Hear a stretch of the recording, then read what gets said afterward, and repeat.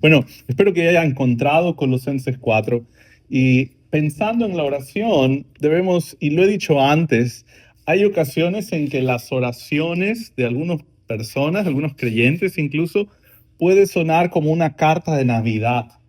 Usted sabe cuál es una carta de Navidad, ¿verdad? Los niños hacen cartas en Navidad y la carta básicamente de los niños es, quiero esto, quiero esto, quiero esto, quiero esto, y es una larga lista, ¿no? De yo quiero, yo quiero, yo quiero. Y a veces es triste, pero las oraciones suenan así. Y no que esté bien, es lo que quiero decir. El punto es, si queremos madurar en cómo oramos, la Biblia nos da amplia instrucción acerca de eso. Para que nuestras oraciones no suenen a una carta de Navidad, vamos a estudiar hoy estos pasajes. Colosenses 4, versos del 2 al 4. Vamos a ver una oración que nos enseña a vivir con la vista puesta en las cosas de arriba. Voy a repetir eso. Hoy veremos una oración, la oración de Pablo, es una oración que nos enseña a vivir con la vista puesta en las cosas de arriba para que seamos animados a elevar nuestras oraciones. Vamos a estudiar 4 puntos en estos versículos. Primer punto, lo voy a repetir, no lo tiene que anotar ahora todo, pero el primer punto va a ser una oración persistente, verso 2. Al final del verso 2, una oración agradecida, y versos 3 y versos 4 respectivamente será una oración enfocada y una oración humilde. Yo lo voy a ir repitiendo, pero si me acompaña a leer el pasaje, Colosenses 4, verso 2 dice, los puede seguir en su Biblia, dice, perseverad en la oración, velando en ella con acción de gracias, orando también al mismo tiempo por nosotros, para que el Señor nos abra puerta para la palabra, a fin de dar a conocer el misterio de Cristo, por el cual también estoy preso, para que lo manifieste como debo hablar. Vamos a orar para pedir la ayuda del Señor esta mañana. Padre y Señor nuestro, gracias te damos, Señor, por tus bondades. Gracias por el poder estar aquí, la libertad de poder adorarte, alabarte, Señor. Gracias por todos aquellos hermanos que te sirven para que nosotros podamos tener este tiempo. Gracias, Señor, porque tú eres un Dios lleno de misericordia, Padre. Tus bondades son nuevas cada mañana y cada mañana, Señor, debemos estar conscientes de tus muchas bondades en nuestra vida. Están ahí, Señor. Gracias porque podemos gozarnos de las oraciones que has contestado, Señor. Gracias por la respuesta que hemos recibido, Señor, en la salud de nuestros amigos y hermanos. Señor, gracias porque eres un Dios compasivo, Padre, no porque lo merezcamos, sino porque es tu gracia, es tu carácter bondadoso, Señor. Y Padre, ahora que estudiamos la oración, ayúdanos que este texto sea algo que nos anime a orar más y mejor, Señor. Padre amado, pedimos tu ayuda esta mañana, dependemos de ti. En Cristo Jesús. Amén. Entonces, solo como repaso, porque hemos hecho una pausa la semana pasada y creo que es necesario, pero solo como repaso, ya ve, en el capítulo 3 de Colosenses empieza Pablo diciendo, animándonos a vivir con la mira en las cosas de arriba. De hecho, el verso 2 dice, poned la mira, es un imperativo, es un mandato. Poned la mira en las cosas de arriba, no en las de la tierra. Es un contraste. En lugar de vivir, ¿no? Como si este mundo fuera todo, ya ves, este es el mensaje a veces de las tarjetas de crédito, ¿no? Esta vida solo es una y hay que vivirla, ¿no? Ese es el enganche o es el marketing que usan, pero no es verdad. Nosotros que sabemos más que eso, que somos más sabios que eso, debido a la escritura que trae sabiduría a nuestra vida, sabemos que esta vida no lo es todo. De hecho, esta vida en realidad, es solo una pequeña parte, mínima parte de nuestra existencia. Hemos sido creados para vivir eternamente. Nuestra alma vivirá eternamente. La pregunta es, ¿dónde vivirá eternamente? Y espero que la respuesta sea con Cristo, que tengamos esa certeza. El creyente debe vivir para metas más altas que solo lo superficial y lo inmediato. Hay gente que dedica su vida a veces a acciones muy superficiales, ¿verdad? Acciones muy temporales. Y es tanto esfuerzo para algo tan pequeño. Y a veces tan valioso a sus propios ojos, ¿no? Tan valioso a sus propios ojos. Hay gente que dedica 10, 15 años para algo que va a durar un día, 10 minutos, media hora, una hora, 45 minutos. Y, y la verdad es que la Biblia nos anima a tener una perspectiva más amplia y más alta que eso. La gente planifica para esta vida. El no creyente planifica para esta vida. Su meta es tener una buena vida aquí y ahora, mientras que el creyente está planificando para la eternidad. Quiere vivir pensando en su morada eterna, quiere vivir pensando en la comunión de los hermanos eternamente, quiere vivir pensando en las promesas eternas de Cristo. Vive con la mirada puesta en lo eterno.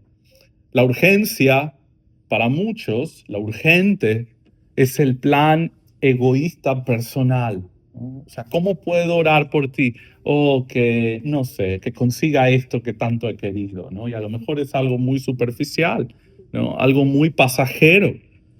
La urgencia de las personas en general a veces es muy egoísta, es muy inmediata, muy superficial, sin peso eterno. Para el creyente, la urgencia es el plan de Dios. Es que Cristo sea exaltado, es que se extienda su reino, es vivir para agradarle y para hacer su voluntad más que la nuestra. Ese es el ejemplo de cada creyente en el Nuevo Testamento. Así que la pregunta con la que entramos a este texto es, ¿cómo desarrollo esa mentalidad?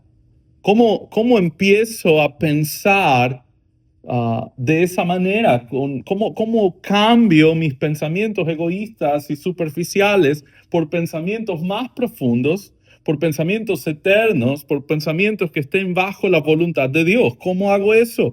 ¿Cómo aprendo cuáles son las prioridades que Dios desea? Bueno, el resultado o la respuesta a eso está en Colosenses 3:16. Estoy dando repaso, recuerde. Colosenses 3:16 dice, la palabra de Cristo more en abundancia en vosotros.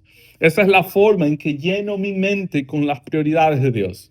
Cuando conozco mi Biblia y observe esto, es muy importante, no hay nada de malo, quiero ser muy claro aquí, no hay nada de malo en memorizar la escritura.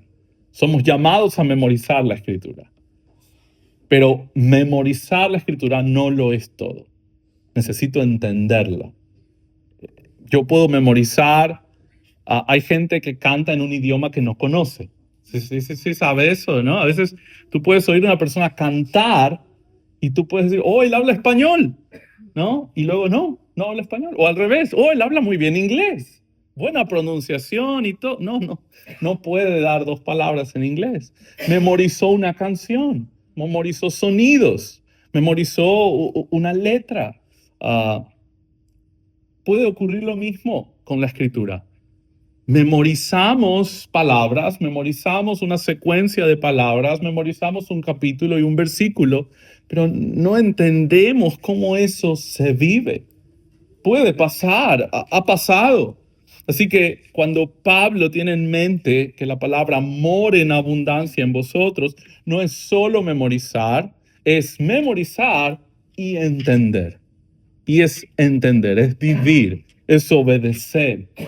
Tiene todos esos elementos de por medio. ¿Cómo sabemos? Porque inmediatamente Pablo nos muestra al final del capítulo 3 cómo morar en la palabra afecta mi matrimonio, cómo morar en la palabra afecta mi crianza de mis hijos, cómo morar en la palabra afecta mi relación jefe empleado o en el lenguaje de Pablo, amo siervo.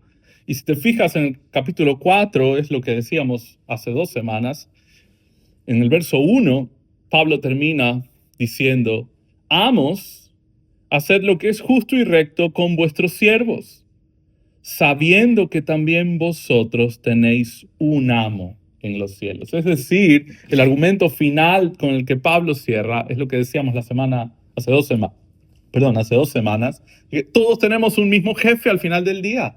Todos respondemos al mismo amo. No importa si eres jefe o empleado, o eres amo o eres siervo, no importa. Al final del día, todos tenemos el mismo Señor. Trabajamos para el mismo Señor. No importa cuál sea tu trabajo, no importa cuáles sean tus responsabilidades. A lo mejor tú eres dueño de tu negocio, a lo mejor tú no eres dueño, a lo mejor trabajas desde casa, a lo mejor eres ama de casa si eres hermana, o a lo mejor trabajas de forma remota. Ahora, después de COVID, fue muy común eso.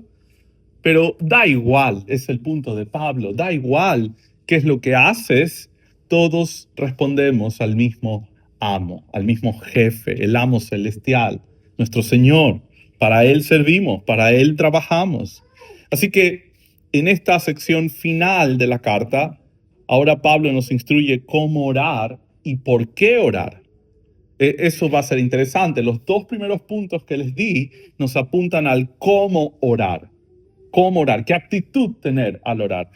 Así que lo primero, en el verso 2 vamos a encontrar nuestro primer punto de una oración puesta en las cosas de arriba. Vamos a ver, primero es una oración persistente.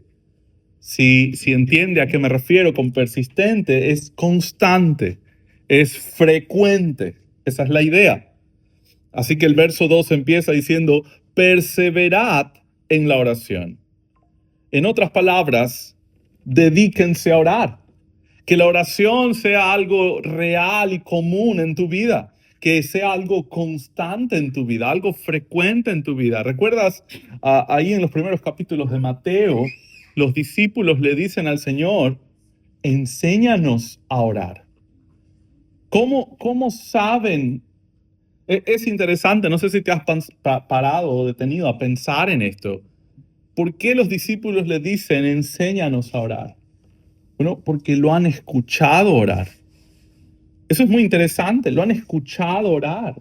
Es decir, la oración del Señor, de nuestro Señor, no solo era privada, habían momentos en que se alejaba a solas y oraba, vemos los evangelios, pero también habían momentos en que oraba con los discípulos y ellos lo escuchaban orar. Y debido a escucharlo orar, ellos dicen, hey, yo quiero orar así. Yo quiero aprender a orar de esa manera. ¿Cómo compones esa estructura? ¿Cómo sabes por qué debo pedir? Enséñanos a orar. Y como resultado de eso, Mateo 5 nos muestra, el Señor les da el Padre Nuestro, que por el contexto rápido de Mateo 5 se dice, no uséis vanas repeticiones. No orar como los gentiles, dice Mateo 5, que orando usan vanas repeticiones. Y da el Padre Nuestro. Y muchos toman el Padre Nuestro y lo usan como una repetición, cuando el texto dice, no lo uséis así. No es una vana repetición, no es repetir algo que no entiendo. El Padre Nuestro es una estructura de cómo orar. Es un ejemplo de una estructura que debo seguir. Empieza exaltando a Dios, luego pide que la voluntad de Dios se haga, luego pide aún por sus propias necesidades y luego termina exaltando a Dios de nuevo. Así que es una estructura para orar. ¿Quieres aprender a orar? Esa es una estructura de oración. Empezar a exaltar a Dios, pedir que se haga su voluntad o reconocer sus caminos, luego pedir aún por tus necesidades, siendo piadoso y orando bíblicamente, y luego al final terminas exaltando a Dios de nuevo por sus atributos, por lo que Él ha hecho, por quién es. Y todo eso nace de entender la Escritura. Así que, de nuevo, la voluntad del Señor, y vemos en el Nuevo Testamento, es que el cristiano ore. Que el cristiano ore. Ese es el deseo. Hay un texto muy conocido, no sé si usted lo ha escuchado, Primera a los Tesalonicenses, no tiene que ir allá, es muy cortito, solo lo voy a citar, pero Primera a los Tesalonicenses 5:17 dice, orad sin cesar, por ahí escuché, ya lo saben. Orad sin cesar. ¿Qué significa? Algunos siempre tienen esta pregunta, algunos como, ok, ¿cómo oro sin cesar? O sea, ¿debo Debo tal vez empezar a orar a las 7 de la mañana y terminar a las 8 de la noche, pero y no hago nada entonces, no trabajo, no estudio, no cumplo mis responsabilidades. No, no ese es el punto del pasaje. La oración tiene muchas duraciones y formas. Vemos en la escritura en general, hay oraciones, hay momentos del día para oraciones largas, más largas. Hay oraciones cortas, vemos en la escritura oraciones breves, vemos en la escritura oraciones de rodillas. Daniel, ¿no? Oraba 3 veces al día y el texto es muy claro, lo hacía de rodillas. Vemos oraciones acostado, alguien enfermo está clamando a Dios desde su lecho, está acostado. Vemos oraciones en el vientre de un pez, Jonás.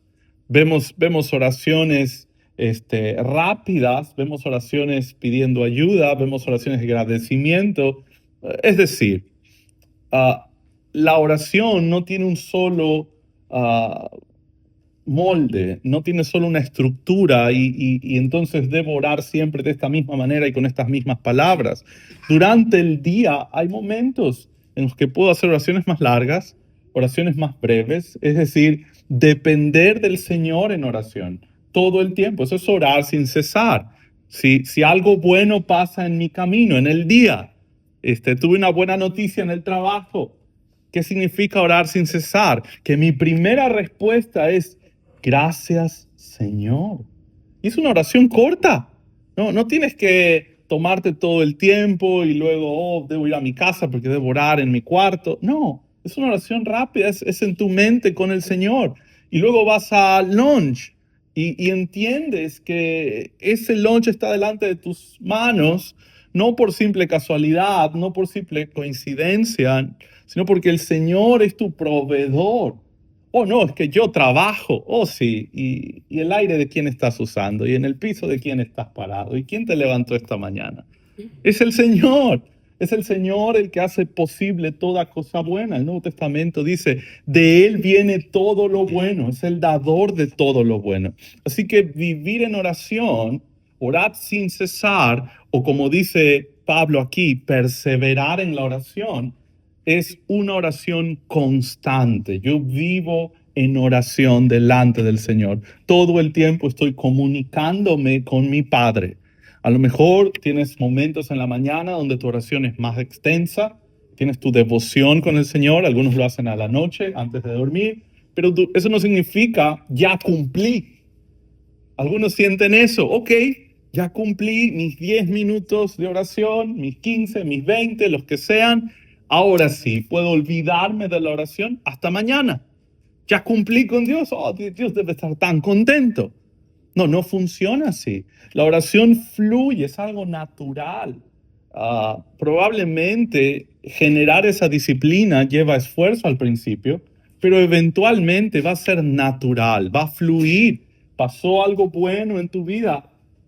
No es que hay que recordar, un momento, debo dar gracias a Dios. No, es la respuesta natural al amor y a estar consciente de que no es casualidad, no es la suerte, no son tus buenas habilidades o tus buenas capacidades o tu inteligencia, es la mano de un Dios bueno sobre tu vida. Es la mano del Dios Todopoderoso sobre tu vida, el cual está en control de todas las cosas. Y reconocer eso es depender de Él en oración y reconocerlo en oración. Igual, ¿no? Tienes un temor en tu vida, ¿no? Hay un peligro, el que fuera, hay una situación difícil. ¿Qué es lo que hace el creyente? Clama al Señor. Señor, ayúdame. Ayúdame porque yo, Señor, no puedo. Ayúdame a no temer. Ayúdame a ser valiente, Señor. Ayúdame a enfrentar esta situación que me parece que no voy a poder. Ayúdame. Dame de tu gracia para poder enfrentar esto. No, la oración a veces es lo último que se hace, ¿no? Hay un problema, lo voy a intentar resolver. Entonces lo intentas resolver, no funcionó, voy a intentar algo más. Y voy a intentarlo de aquí, y voy a preguntar a mi vecino cómo lo resuelve, y cuando todo ha fallado, ahora voy a orar. No es como funciona. lo primero que hacemos es orar. No tenemos tiempo, pero si quieres simplemente como referencia, Nehemías 4:9 habla de que cuando los muros de la ciudad estaban siendo reconstruidos, estaban en un punto de vulnerabilidad. Uh, y es interesante porque podían atacarlos, podían fácilmente ser presa de enemigos. Y el texto es muy interesante porque dice que oraron y entonces pusieron guardia, ¿no? Y observa la secuencia, es muy clara. Oraron y entonces pusieron guarda. Uh, no pusieron guardias y después oraron. Primero fueron al Señor. Y creo que ese principio es real en nuestra vida. Debemos perseverar en la oración. Esto significa que Dios está presente en todo lo que hacemos. Y esto no es algo extraño en el Nuevo Testamento. Efesios 6:18 dice, orando en todo tiempo. Orando en todo tiempo. Romanos 12:12 termina diciendo, ser constantes en la oración. Así que nuevamente, esto no es una tradición, esto no es ritualismo, esto no es algo que debo hacer obligado, esto es algo natural que fluye, es un deseo, lo necesito, lo deseo, lo busco. Yo necesito agradecerle a Dios, necesito pedirle a Dios, necesito suplicarle, necesito pedirle perdón cuando peco, ¿no? Siento que he pecado, siento quizá algo que no estaba bien, que no debía. Bueno, ¿qué debo hacer? Quiero pedirle perdón al Señor. Eso es orar sin cesar. No importa la situación en la que estés, ya sea por gozo, ya sea por peligro o ya sea por devoción, pero oro sin cesar. La oración está presente en mi vida y durante el día va a lucir diferente. Oraciones más largas, oraciones más cortas, a lo mejor en lo privado, a lo mejor oro con alguien, ¿no? Un familiar, un amigo, un hermano, alguien enfermo, etcétera. Pero la oración, si ves tu día, tú vas a decir, oh, veo oración durante el día. Eso es orar sin cesar. Así que de nuevo, Pablo es el deseo acá, una oración persistente. Lo que nos lleva a nuestro punto 2 de cómo orar o la actitud. Ya vimos la primera, es cómo debo orar de forma constante, frecuente. Segundo, una oración agradecida. La actitud de la oración debe estar bañada por el agradecimiento. Observa el verso 2, sigue diciendo, velando en ella con acción de gracias. La idea de velar, la idea de velar es interesante. No es una palabra que usamos, creo, a menudo en nuestro día a día, pero velar tiene una referencia a alguien que debe permanecer en vela, es decir, no dormir. En aquellos días, algunos ejemplos de eso, por ejemplo, habían soldados que debían permanecer en vela, vigilantes. Y hay varios registros en el Nuevo Testamento donde el soldado se duerme. Ese soldado no permaneció en vela, debía velar y no velaba. Otro caso son los pastores, debían cuidar sus ovejas, el rebaño, porque de noche podría alguna fiera atacar y menguar el rebaño o aniquilar a las ovejas. Así que, o incluso las ovejas podían perderse. Las ovejas eran animales, o son animales, que fácilmente pierden el rastro, pierden el norte y empiezan a caminar por ahí y luego ya no pueden regresar, ¿no? Es una característica de la oveja. Así que el pastor debe velar por ellas, debe cuidar. También en aquellos días, ya ves, no habían alarmas, no había, me refiero a alarmas en las puertas. Ahora las casas tienen alarmas en las puertas, cámaras, sensores de movimiento, ¿no? Todo un sistema de alarma. En aquellos días no era así. La alarma era el papá de la casa, esa era la alarma, ¿no? Era el que velaba. No podía tener un sueño pesado porque eso ponía a su familia en riesgo. Ponía a su familia y a su casa en riesgo. Esa era la alarma y los sensores y las cámaras, era el papá de la casa. Así que ellos debían también velar. La Biblia es clara cuando Pablo habla aquí, dice, velando en ella. Es decir, eh, estar atento a hacer lo que debo hacer al orar. En ella se refiere a la oración, es lo que acaba de decir. Perseverar en la oración, velando en ella. Estar persistente, pero estar atento a que necesito orar. Es decir, ¿qué pasa si el que velaba se dormía? Bueno, era un problema, el que velaba no podía dormirse. ¿Qué pasa si el que debe orar no ora? Bueno, es un gran problema, así que no podemos dejar de hacerlo. Y a veces la oración va a lucir así, como velar. No solo la actitud de cuidar que estemos orando, es decir, estamos vigilantes que estamos orando bajo la voluntad del Señor, pero también a veces la oración te levanta en medio de la noche y oras, ¿no? Por algo que está en tu corazón. Yo escuché a un pastor decir que él a veces se levantaba a la medianoche y oraba por un amigo que estaba pasando un momento difícil. Entonces, a veces la oración es así. Tiene el ingrediente de permanecer en vela. A veces tu dolor o tu situación es tan fuerte que no puedes dormir, no tienes el deseo de dormir, quieres permanecer orando. Ah, a veces tu necesidad es tan fuerte, a veces tu agradecimiento es tan fuerte que no puedes dormir.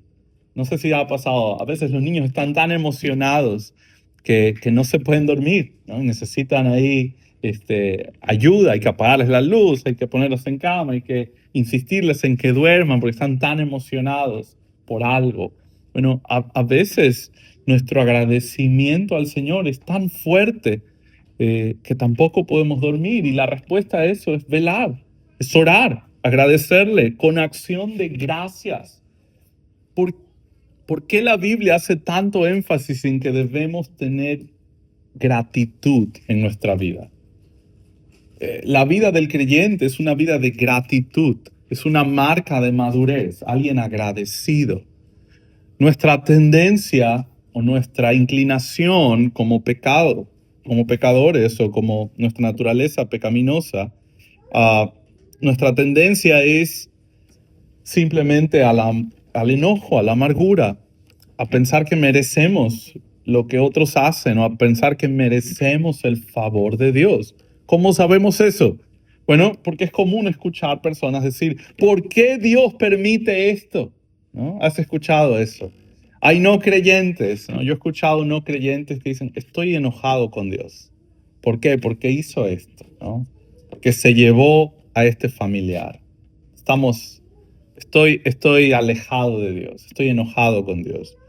Bueno, eso es de nuevo, es el corazón amargo del que no conoce la soberanía y la bondad de Dios. La Escritura llama al creyente a estar en el otro lado opuesto de eso. Es un corazón que puede dar gracias en todo tiempo, en todo tiempo. Y vemos el ejemplo de Job, ¿no? Job alaba al Señor en su día más oscuro.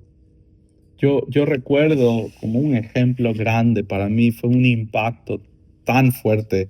En Ecuador, en alguna ocasión me tocó hacer un funeral para una joven muy querida de nosotros, 21 años. Y el día de su entierro, ¿no? Estaban poniendo el ataúd ya en la tumba. Su padre citó Job en esos momentos, ¿no? Y para mí fue una daga que atravesó mi corazón, ¿no? Ver su dolor y sentir su dolor y estar ahí y ver alabar al Señor en ese probablemente su día más oscuro. Entonces, de nuevo, esto es un ejemplo para nosotros. La Escritura nos llama a tener una actitud agradecida en todo momento. Tener un corazón de gratitud para el Señor. ¿Por qué? Porque sabemos quién es Él. Conocemos lo que Él hace, conocemos sus atributos, conocemos su bondad, conocemos su amor a través de su Hijo Jesucristo. ¿Cómo no tener una actitud de gratitud? ¿Cómo no levantarme y entender, oye, Esto no es casualidad. Yo no estoy despierto porque simplemente mi cuerpo y mi cerebro procesan sangre y mi corazón late. Yo estoy despierto porque mi Dios me sostiene cada segundo de mi vida. Nuestra vida está en sus manos cada día. Todo lo que ocurre en nuestras vidas pasa a través de un Dios misericordioso y debemos reconocer sus bondades. Es parte de entender el Evangelio, es parte de entender el carácter de Dios. Si la Escritura mora en nosotros, Colosenses 3:16, si la palabra mora en abundancia, realmente vamos a ser personas agradecidas. A Dios principalmente y a otros por consecuencia, ¿no? Si somos agradecidos a Dios, vamos a ser agradecidos a otros. Así que, de nuevo, el texto nos dice que la gratitud es algo que debe permanecer también en nuestra oración. ¿A qué me refiero? Nuestra oración no puede ser solamente quiero, quiero, quiero, quiero. Debe ser también gracias, gracias, gracias, gracias, ¿no?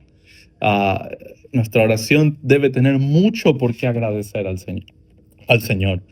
Ahora, los dos puntos finales, ¿por qué orar? Esto es muy interesante y creo que Pablo nos da aquí un ejemplo vital para nosotros. Observa por qué ora Pablo, es decir, las peticiones de Pablo. Verso 3 dice, orando también al mismo tiempo por nosotros. Ok, Pablo quiere que ores por él. Pablo le está diciendo a los colosenses, hey, oren por mí. Oren por mí, por los que están conmigo, oren por nosotros. En ese punto ahí probablemente Pablo tenía algunos colaboradores con él, así que está pensando en ellos también. Y observa, vemos al igual que en el Padre Nuestro, vemos que hay oportunidad para pedir por nosotros. El Padre Nuestro incluye petición particular por nosotros, ¿no? Danos el pan de cada día. Eso es orar por provisión. Hay momentos y dentro de la oración hay oportunidad para pedir a Dios por nuestras necesidades. Eso no es malo por sí o en sí mismo. Lo malo es que la oración se centre en solo mis necesidades y que mis necesidades sean cada vez más egoístas. Eso sería lo malo.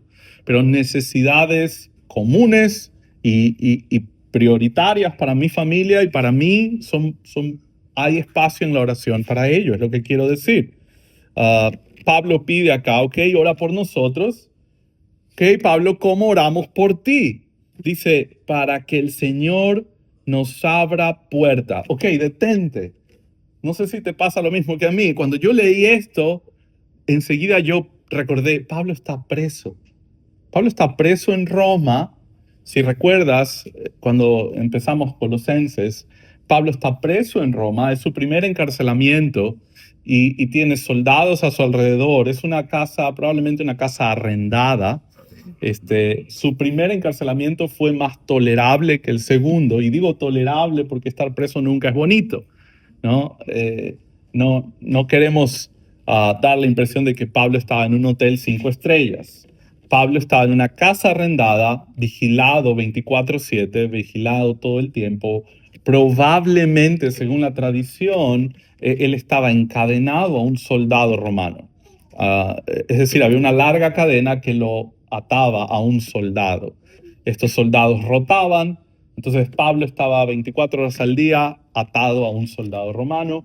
Es lo que era la costumbre, así que probablemente Pablo estaba en estas condiciones, en un arresto domiciliario, si podemos llamarlo así, en Roma, desde donde Pablo escribe varias cartas, entre esas esta, y donde él recibía visitas y donde podía predicar el Evangelio. Eso es lo que estaba pasando en este punto. Así que cuando yo escucho a Pablo decir, ora por nosotros, que Dios abra puerta, yo pensé, ok, que abra la puerta para poderme ir de acá, ¿no? Que abra la puerta para dejar de estar preso. ¿No es lo que todos oraríamos si estuviéramos presos? Señor, quítame ya esta cadena, sácame mañana de aquí, ¿no? Ya no quiero estar aquí. Estoy cansado de estar aquí, la comida es malísima aquí. Por favor, Señor, sácame. Si somos honestos, y tenemos mucho que aprender aquí de Pablo y del texto, pero yo creo que nuestra oración rápida, inmediata, la primera prioridad sería, sácame de aquí, Señor. Pero no es la prioridad de Pablo. No pide, abre la puerta para que yo pueda irme. Dice, abre la puerta para la palabra, para la predicación. Danos oportunidad, es lo que quiere decir. Abrir la puerta en un sentido figurado. Danos oportunidades de predicar. Y el Señor contestó esta oración. Pablo recibía visitas. Probablemente, ¿sabes cuál fue la primera audiencia de Pablo? Es decir, los primeros o los oyentes más frecuentes de Pablo, probablemente los mismos soldados. ¿Por qué? Porque cuando Pablo escribe a Filipenses 4:22, él les dice a los filipenses, los de la casa de César os saludan. Probablemente eran algunos soldados con los que Pablo tenía alguna ya familiaridad. Y les escribe a los filipenses y dice, hey, los de la casa de César, esos no son amigos, esos no son hermanos, esos son o funcionarios o soldados, esos son los de la casa del César. Les mandan saludos a los filipenses. Esto es increíble. Pablo toma este momento tan duro como estar preso y bajo prisión y con un soldado 24 horas. Y él ora, Señor, ayúdame a poder predicar tu palabra. Y lo hace por medio de cartas. El Señor contestó esa oración. Pablo empieza a enviar cartas a varias iglesias y esas cartas, guiadas por el Señor, inspiradas por el Espíritu, forman parte de nuestro Nuevo Testamento y han bendecido a todos los cristianos desde entonces. Vaya que el Señor contestó esa oración de Pablo. Es una puerta gigante la que se abrió desde Pablo al estar preso. No solo eso, sino que Pablo sigue diciendo, dice que predicar la palabra es predicar el evangelio. Si te fijas, dice que el Señor nos abra puerta para la palabra a fin de dar a conocer el misterio de Cristo. ¿A qué se refiere con el misterio de Cristo? Es el evangelio. Es el evangelio, lo que antes estaba oculto de Cristo, que Cristo es el único camino a la salvación, que su obra, como hemos recordado la semana pasada, su muerte y resurrección es lo único que puede justificar al pecador delante de Dios. No hay muchos caminos. Jesús dijo, yo soy el camino, la verdad y la vida. Nadie viene al Padre si no es por mí. Eso es en un sentido, la dimensión de eso estaba oculto en el Antiguo Pacto, en el Antiguo Testamento. Y ahora Pablo es el encargado de llevar este mensaje a los gentiles. Y por eso lo llama un misterio, porque es algo que estaba no totalmente revelado para ellos. Así que Pablo dice que su prioridad, si quieres orar por mí, ora que yo pueda predicar a Cristo estando encadenado a un soldado romano. Y dice, por Cristo, por el cual también estoy preso. Estoy preso por predicar a Cristo, es lo que está diciendo Pablo. Y no es queja, es instrucción. Es que a veces es costoso predicar a Cristo. ¿Qué vamos a hacer cuando sea costoso predicar a Cristo? ¿Qué vamos a hacer cuando sea difícil predicar a Cristo? Es que si yo le predico a este amigo, ya no va a ser mi amigo. A veces pensamos así. O si mi papá se entera que soy cristiano, le va a dar un infarto, ¿no? ¿Qué vamos a hacer cuando nuestro vecino sea hostil al evangelio? ¿Vamos a menguar el mensaje? ¿Vamos a omitir el mensaje? ¿Vamos a evitar hablar de Cristo? ¿Vamos a evitar decirle que somos cristianos? ¿Vamos a cambiar el tema cuando nos pregunten acerca de nuestra fe? Pablo nos está mostrando, aún si el costo es la cárcel, yo quiero predicar a Cristo.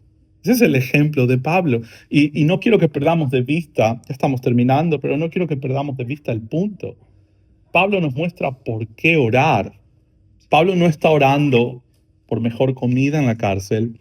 Pablo no está orando por salir rápido. Pablo no está orando por un juez que lo libere pronto. Pablo no está orando por una mejor casa arrendada donde pueda estar preso. Pablo está orando porque él pueda tener una mejor oportunidad de predicar. Que tenga la oportunidad de predicar. ¿Qué es eso? Es alguien que no está preocupado por lo inmediato. Su urgencia no es lo terrenal, no es lo inmediato, no es lo temporal. Su urgencia es lo eterno. Está con la mirada puesta en las cosas de arriba. Yo vine a exaltar a Cristo y me voy a dedicar a eso, preso o no preso. Esa es la mente de Pablo. Yo no estoy preocupado por tanto, ¿no? Lo que llena su mente no es qué va a ser de mí mañana, es qué va a ser de mí en la eternidad. Esa es la preocupación de Pablo. Ah, es interesante que Pablo está preso por predicar a Cristo. ¿Y qué hace en prisión? Predicar a Cristo, ¿no? Y este es el problema. O sea, él está preso por predicar. ¿Y qué crees que va a hacer un juez cuando escuche que lo que está haciendo en la cárcel es predicar a Cristo? Pablo podría haber pensado, oh, si le predico a este soldado, le va a decir al juez. Y el juez menos me va a dejar salir. Me va a dar más años en prisión, más bien, porque estoy preso por predicar a Cristo y lo que estoy haciendo en prisión es exactamente lo mismo por lo que entré a prisión. Así que Pablo puede tener muchas razones para callar, para no predicar. Probablemente, y Pablo no es un superhombre, probablemente eso era una tentación para Pablo. ¿Cómo sabemos eso? Fíjate el punto que sigue. Verso 4, nuestro punto final es una oración humilde. Pablo reconoce su necesidad y su debilidad. Verso 4 dice, para que lo manifieste como debo hablar.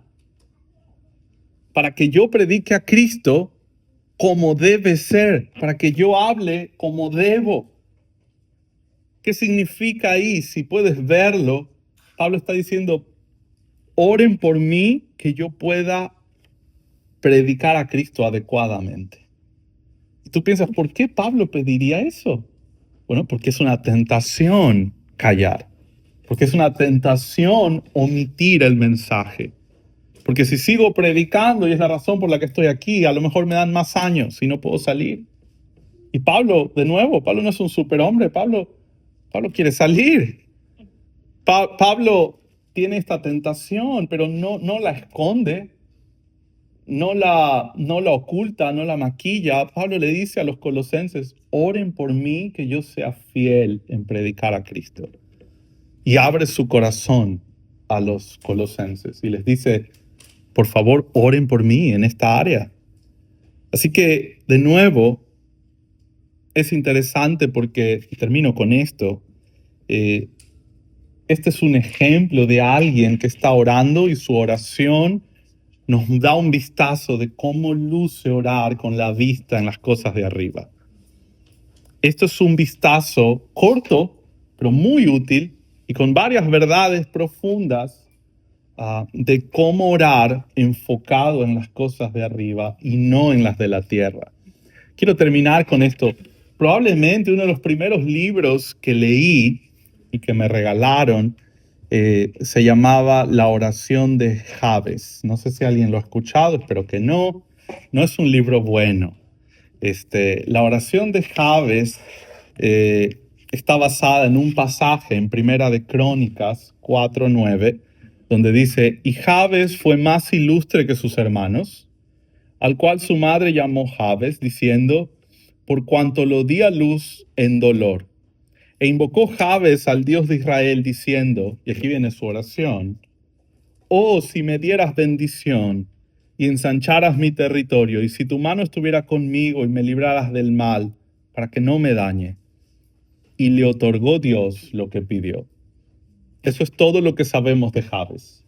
No se nos dice mucho acerca de quién era, no se nos dice mucho acerca de qué hacía, de qué pasó luego. Simplemente nos dice, dentro de una genealogía, se rompe la genealogía y se nos dice, y Jabes fue más ilustre que sus hermanos, y oró de esta manera, y el Señor se lo otorgó. Y entonces hay este libro que fue muy popular, no sé si aquí, pero en Latinoamérica fue muy popular, donde se decía que esta era la forma en que tú orabas para pedir bendición a Dios. Entonces, si tú orabas y que debías ser como Jabes, él fue valiente en pedir lo que quería. Entonces, si tú tienes algo que quieres, y principalmente se referían a algo temporal y físico y pasajero, entonces si tú lo quieres, debes ser valiente como Jabes y pedírselo a Dios directamente. Y si quieres ese auto, tienes que pedírselo con el color y con las llantas que quieres y los asientos que quieres, y así debes orar. Básicamente esa es la tesis del libro, de que si tú oras como Jabes oró, necesariamente Dios está obligado a darte lo que estás pidiendo. Y no es el punto del pasaje, no es el punto de Jabes aquí. Lo que en realidad vemos no es que repetir una oración produce bendición automática, no es una fórmula espiritual que garantice la prosperidad. Lo que Jabes está pidiendo, y esto es muy interesante, Jabes dice, si me bendices y ensanchas mi territorio. ¿Dónde suena eso? Bueno, esa es la promesa de Dios al antiguo pacto. Dios prometió expansión territorial, Dios prometió una bendición nacional. Eso es lo que el antiguo pacto, particularmente el pacto mosaico, prometió a Israel. Tierra, expansión y bendición.